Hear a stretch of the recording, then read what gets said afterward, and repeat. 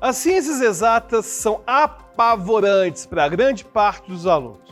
É comum que a gente ouça nas escolas relatos de pessoas que não se sentem confortáveis ao lidar com números e que até não conseguem entender de jeito nenhum os conceitos da física ou da química ou da matemática. Por que esse tipo de coisa acontece? Será que tem algo nas ciências exatas que é naturalmente desconfortável para a nossa espécie? Ou será que seria mais um problema na forma que a matemática é ensinada a nós? É o que a gente vai descobrir no episódio de hoje. E se você não me conhece, eu sou Alberto Delísula e nesse canal falamos sobre filosofia, neurociência e psicologia. Toda vez que nós aprendemos alguma coisa nova, nós precisamos usar como base o nosso conhecimento prévio. Você provavelmente tirar pouco proveito de uma palestra sobre evidências de bipedia no gênero Sahelanthropus, pela análise do forame magnum. Se você não souber o que é bipedia, não souber sobre o gênero Sahelanthropus e não souber o que é forame magnum. Mas o que isso tem a ver com a matemática? É fácil imaginar quando falamos de alguém que está cursando uma faculdade, já que o conhecimento prévio veio do ensino médio. Mas e quando voltamos lá nas séries iniciais? Qual conhecimento prévio as crianças utilizam como base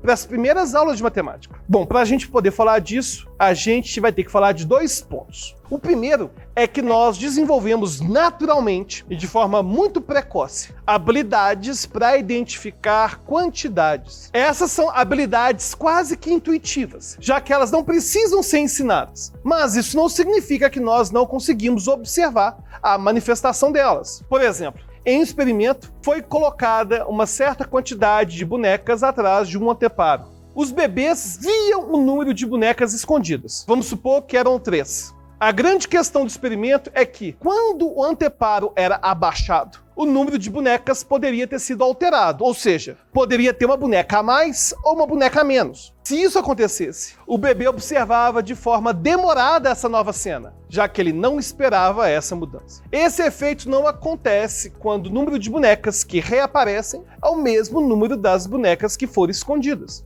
Nesses casos, os bebês olham por pouco tempo, já que não tem novidade nenhuma. Outros experimentos já demonstraram as capacidades inatas de identificar quantidades. Isso foi visto não só em bebês humanos, mas também em outros animais. O motivo de ser uma habilidade inata de várias espécies é porque isso que chamamos de senso numérico foi selecionado evolutivamente por ser uma característica que é vantajosa. Para ficar mais claro, pense nos desafios encarados diariamente por nossos ancestrais. Imagine que um bando sai para caçar, mas na volta vê 2 ursos entrarem na caverna em que eles estavam abrigados. E eles só vão poder entrar novamente no momento em que os ursos saírem. Isso quer dizer que ignorar a quantidade pode fazer alguém entrar na caverna depois de ter visto apenas um dos ursos sair, enquanto o outro ainda está lá dentro. O outro exemplo pode ser na questão da alimentação. Se um grupo deve escolher entre 2 regiões para colher frutos, é muito mais vantajoso escolher aquela que tem maior quantidade. Mas uma vez que é inviável descobrir isso contando as frutas individualmente, o ideal é conseguir dimensionar as quantidades comparando de forma mais intuitiva. Mas além de termos essa capacidade inata, nós também utilizamos outros recursos para aprendermos as operações da matemática.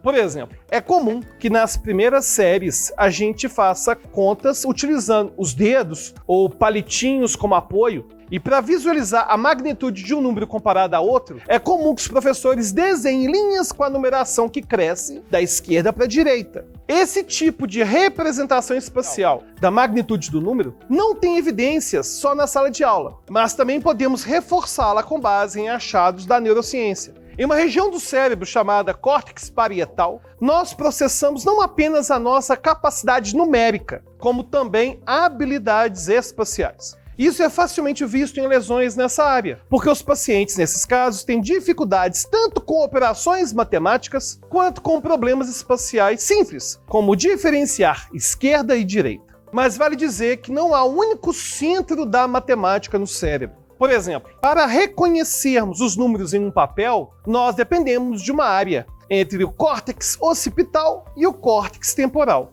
E para conseguirmos falar corretamente o nome do número, nós dependemos de regiões do hemisfério esquerdo que são associadas à linguagem. Essas mesmas áreas são necessárias para lembrarmos de informações que chamamos de fatos aritméticos, que dependem mais de uma informação verbal do que de um cálculo deliberado. Se você repetiu horas e horas de tabuada na infância, você sabe do que eu estou falando. Se eu te perguntar quanto que é 5 vezes 5, você vai responder imediatamente 25, sem precisar fazer cálculo nenhum. Você vai usar apenas as informações verbais que você gravou lá no ensino fundamental. Ou seja, nós precisamos de todas essas áreas do cérebro funcionando perfeitamente para resolvermos um problema matemático complexo. O papel educacional é estimular a integração desses sistemas neurais, para eles trabalharem de forma integrada e facilitada. Um processo mais sistemático deve ser feito para ajudarmos pessoas com problemas no desenvolvimento dessas áreas, que podem causar um quadro que é chamado de descalculia.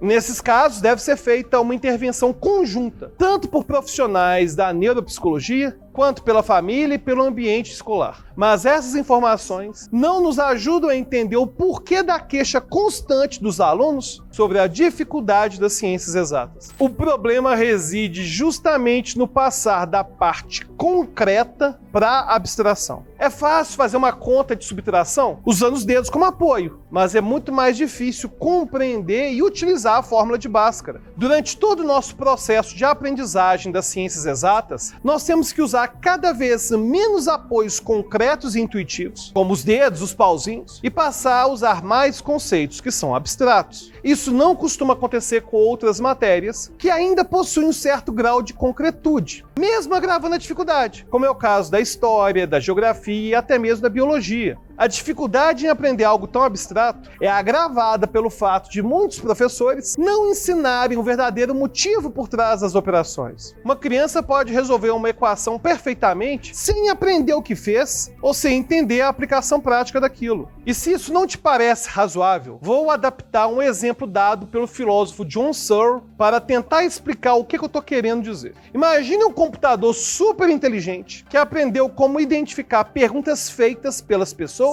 e entendeu que há respostas padrões para essas perguntas. Você poderia perguntar qualquer coisa a esse computador, que ele rapidamente buscaria a resposta dentro do arquivo que ele tem acesso, e feito isso, ele poderia te dar a resposta certa.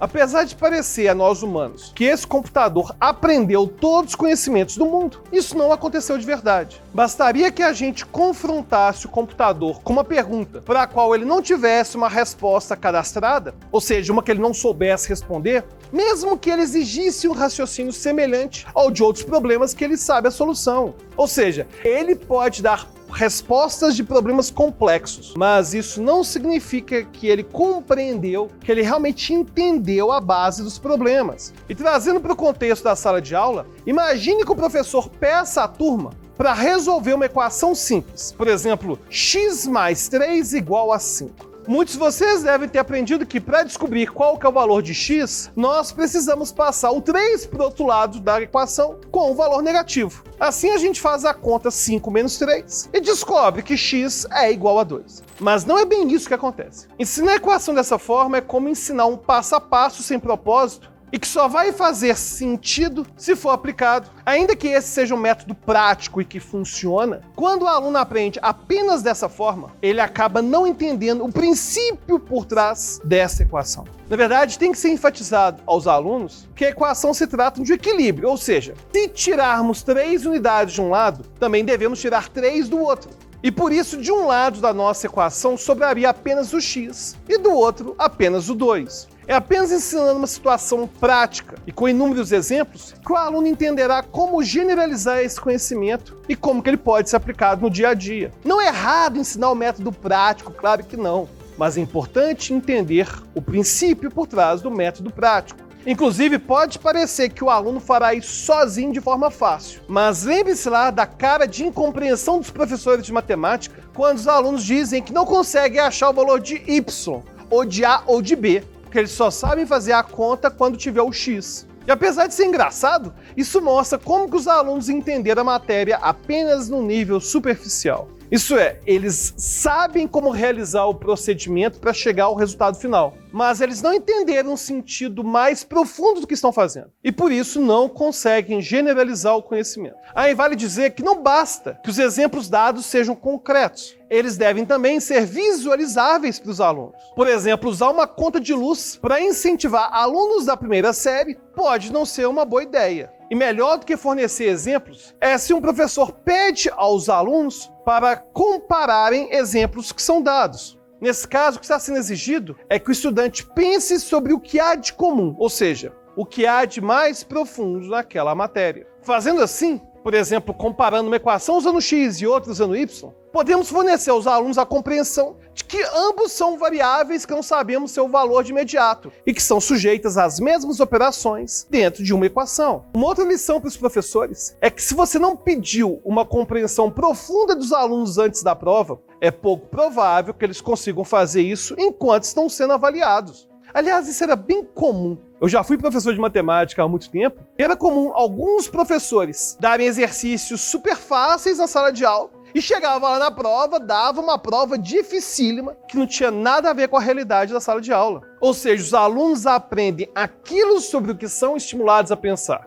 e não aquilo que os professores acham que é importante, mas que ficou só guardado para a prova. Ao ensinar e ao sugerir um roteiro de estudo aos alunos, o professor deve ter em mente se aquilo exige um conhecimento superficial ou profundo do conteúdo. E caso exija apenas um dos dois, ele deve avaliar se isso condiz com seus objetivos. As exatas podem ser pouco intuitivas para muitas pessoas, mas se usarmos nossas tendências inatas e se seguirmos uma boa estratégia pedagógica, nosso cérebro não interpretará como sendo conhecimentos limitados apenas aos gênios. E você já teve alguma dificuldade para aprender matemática no colégio? Quer sugerir algum tema? Deixe no comentário e lembre-se, se você quiser interagir diretamente comigo lá no grupo do Telegram, clique no link da descrição e seja um dos apoiadores do nosso canal. E até a próxima!